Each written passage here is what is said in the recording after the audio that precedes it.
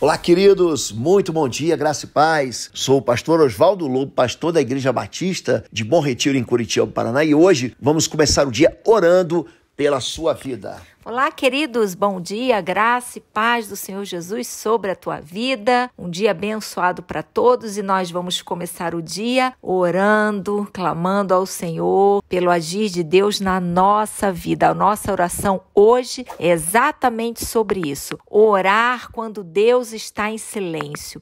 Permanecer em oração, estar com os ouvidos atentos a entender os propósitos do Senhor quando você não está ouvindo a voz dele, quando parece que ele está em silêncio. Eu aprendi logo cedo na minha vida de fé, Deus trabalha em silêncio, planeja em oculto e honra em público. Jesus tentou ensinar isso. Quem dizia isso era o meu pastor que me discipulou. Ele dizia: Lobo, Deus trabalha em silêncio, planeja o oculto e honra em público. Jesus diz: quando você orar, ora em secreto, feche a porta do seu quarto, ora em secreto, que o teu pai que vem em secreto te recompensa publicamente. Um dos textos mais impressionantes, um dos livros que eu mais gosto no Antigo Testamento, talvez você tenha percebido, é o livro de Isaías. Isaías 64:4 diz o seguinte: porque desde a antiguidade não se ouviu, nem com o ouvido se percebeu, nem com os olhos se viu um Deus além de ti, que trabalha para aquele que nele espera. O nosso Deus trabalha, querido. Enquanto nós ouvimos o silêncio ou não ouvimos nada, Deus continua trabalhando naqueles que nele espera. Mas o que fazer quando Deus está em silêncio? Muitas pessoas, gente, ficam tristes porque antes estavam confiantes e eles percebem que as suas orações não chegam no céu ou não são respondidas no tempo que eles esperam. Há períodos de verdade, gente, que a gente tem que aprender o que fazer quando Deus está em silêncio. Há épocas em que Deus mergulha em profundo silêncio. Isso já aconteceu comigo, já aconteceu com você e aconteceu com os outros homens de Deus. Por exemplo, Deus, ele ficou em silêncio com Abraão durante 14 anos. Quando Abraão escolhe ter um filho fora do propósito de Deus, com Agar, uma serva de Sara, Deus, ele não fala nada por 14 anos, fica em silêncio. Quer ver um outro homem que experimenta o silêncio de Deus? Jesus, ele está na cruz e ele recita o Salmo 22, Eli, Eli, lama sabactani, Deus meu, por que me abandonaste? Ou seja, a comunhão de Jesus com o Pai era algo tão profundo que de repente ela é interrompida por um silêncio. Por quê? Porque naquele momento Jesus, ele estava carregando os nossos pecados. Um outro homem que experimenta o silêncio de Deus é o profeta Elias no Antigo Testamento. Ele havia sido usado por Deus diversas vezes para profetizar sobre Israel. Tem uma época que ele profetiza a ausência, a falta de chuva sobre Israel durante 3 anos e meio. Essa experiência foi uma experiência que Deus usou. Ele vai lá e avisa a Acabe, o rei de Israel: não cairá um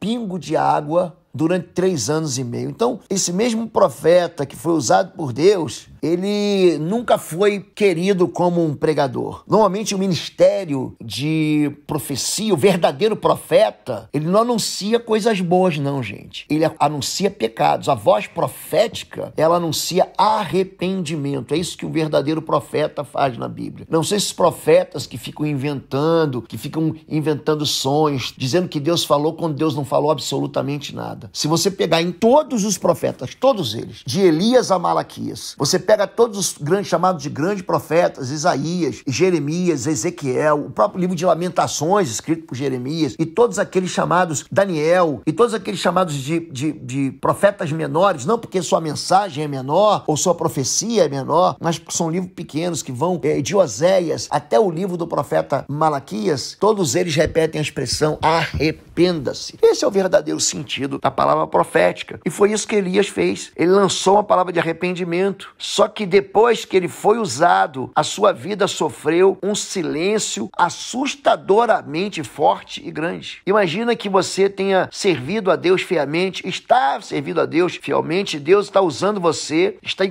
constante comunicação com você e de repente você ouve apenas um silêncio de Deus. Essa separação de alguém ficar em silêncio, ela parece insuportável. Você vê que esse profeta Elias, ele experimenta a mesma coisa que todos aqueles que são seguidores de Jesus, que tem períodos que parece que Deus está longe de ser encontrado, né? Nós costumamos chamar esses períodos de secura espiritual. Às vezes, a gente chama de deserto espiritual. Agora, o que fazer quando Deus está em silêncio? A parte difícil da vida é descobrir realmente o que fazer durante os anos de silêncio, durante o tempo de silêncio. Então, você não deve ignorar o silêncio. Alguns dos maiores movimentos que Deus fez ou que faz em nossa vida vem no período de aridez espiritual, quando parecia que Deus não estava fazendo nada na nossa vida e a gente fica muito perto de Deus, esperando confiadamente que Jesus para eventualmente te manifestar seu poder, e as coisas acontecem com o silêncio de Deus. Em segundo lugar, é confrontar o pecado conhecido em sua própria vida. Para Elias não foi um pecado, não foi o problema do silêncio, mas o problema estava no povo de Israel, que estava correndo longe dos caminhos do Senhor. Em terceiro lugar, faça aquilo que você sabe fazer. Volte para o básico da fé que você viveu. Você deve se lembrar da base da tua fé, que é firmada no próprio caráter e na promessa de Deus. Número 4, você deve fazer uma decisão, né? Então, nós ministramos, inclusive, no domingo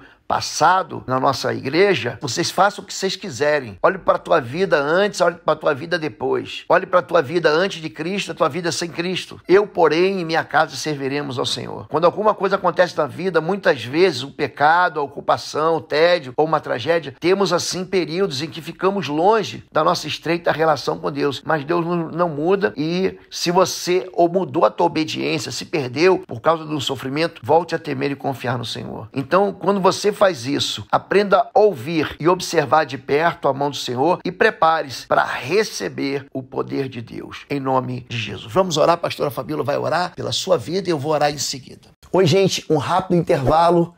Você que ainda não é membro, seja membro do canal para nos abençoar.